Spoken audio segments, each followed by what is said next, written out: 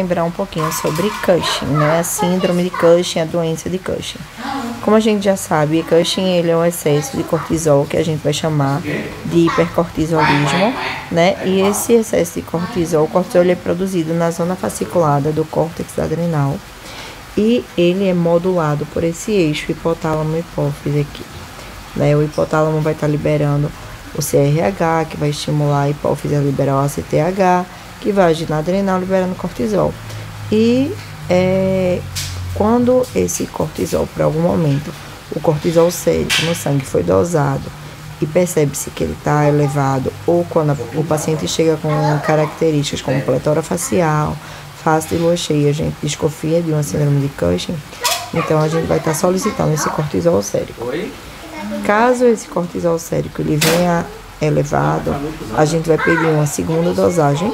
E essa segunda dosagem ela vai ser feita com a supressão com 1 miligrama de dexametasona, certo?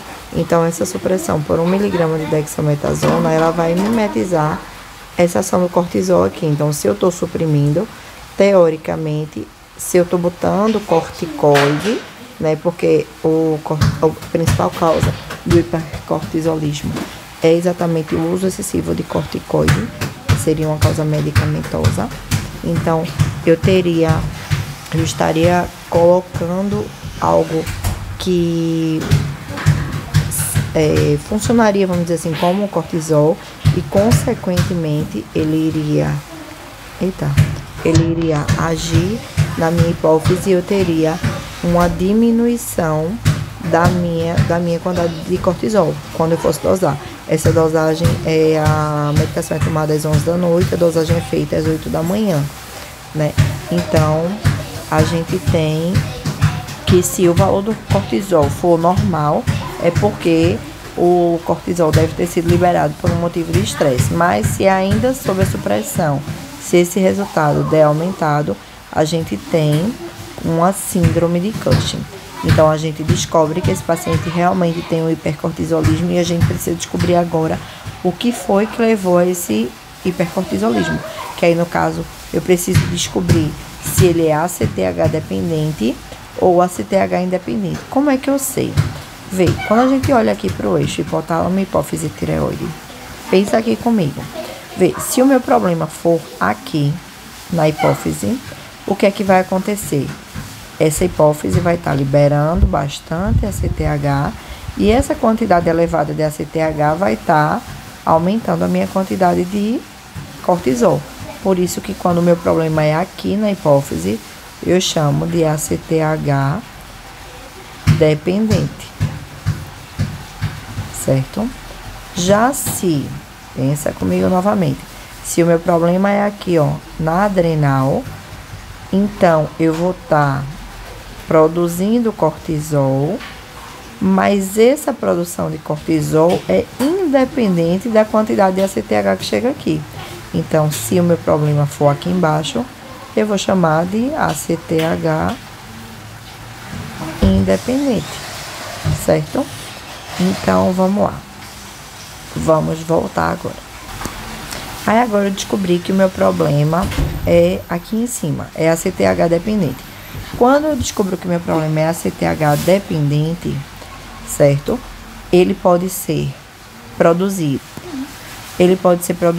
pela hipófise ou ele pode ter uma secreção ectópica de ACTH. Então, como é que eu vou descobrir se o problema é na hipófise ou pela secreção ectópica? Agora eu vou fazer outro teste de supressão, só que nesse teste ele vai fazer um teste com 8 miligramas de dexametasona. Sim, outra coisa. Aí eu descobri se ele era da hipófise ou... Da hipófise não, se ele era ACTH dependente ou independente pela dosagem do ACTH, né, gente? Só pra deixar claro. Eu dosei o cortisol deu alto. Fiz a supressão e pedi ACTH também. Então, eu olhei, meu cortisol continua alto, então realmente é hipercortisolismo. Aí, meu ACTH deu alto, é porque é ACTH dependente. Se o meu ACTH der baixo, é porque é ACTH independente. Aí, vamos lá. Se eu tenho um ACTH dependente, eu faço o teste de supressão agora com 8 miligramas, porque para determinar se é hipercortisolismo é 1. Para separar aqui se é pela hipófise ou por secreção ectópica é com 8. Aí eu vou fazer esse segundo teste. Quando eu faço esse teste de pressão daquele mesmo jeitinho, tomo a medicação às 11 da noite e dose às 8 da manhã. Aí eu vou ter um índice de diminuição. Digamos que eu tenha uma dosagem de 70 inicialmente, por exemplo. Aí, se diminuir mais do que 50%, ou seja, se eu tiver, vamos dizer que agora deu 30, a metade de 70 seria 35, né? Deu 30. Se tiver dado 30, possivelmente é uma doença de Cushing. Isso significa que provavelmente o meu problema é na hipófise. Se ele diminuir mais do que 80%, vamos dizer que aqui tenha passado a dar 10, né? Se tivesse dado 10, ou seja, diminuiu mais do que 80%, deu menos que 14, que seria os 20% que sobraria aqui. Se deu menos do que 14, isso para o valor que eu estou dizendo aqui, tá, gente? Depende do valor que foi encontrado naquela primeira dosagem alta. Então, se eu, com a supressão, eu diminuir mais do que 80%, eu confirmo que é uma doença de Cushing. Ou seja, eu confirmo que o meu problema é na hipófise. E quando é na hipófise, eu vou chamar de doença de Cushing, que é uma síndrome de Cushing, mas também é uma doença de Cushing, que é a certeza que o problema está na hipófise. E se baixar menos do que 50%, digamos que aqui tenha dado 60%, baixou só um pouquinho, baixou só 10%, aí eu vou saber que isso é uma secreção ectópica de ACTH, certo? Então, o que é que acontece? E aí, a gente descobrindo que o problema é na hipófise, se for doença de Cushing, eu vou solicitar uma ressonância da célula túrcica, certo? Se for doença de Cushing.